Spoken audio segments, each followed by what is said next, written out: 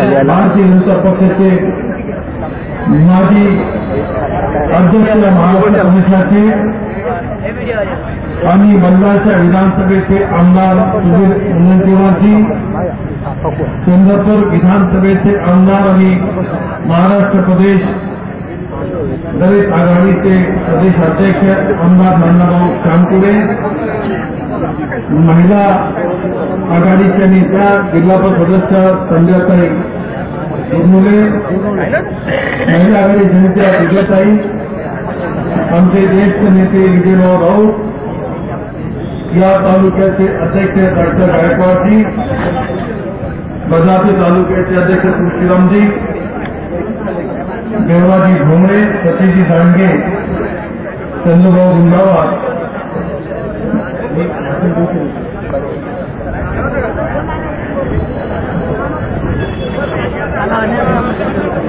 सन्माननीय विजयजी वानखेडे, बाबाभाऊ भागडे, अनिलजी फुलझेले, काकडेताई, नरेंद्र दुकडेजी, राजू महाजन, सुरेश महाजन आणि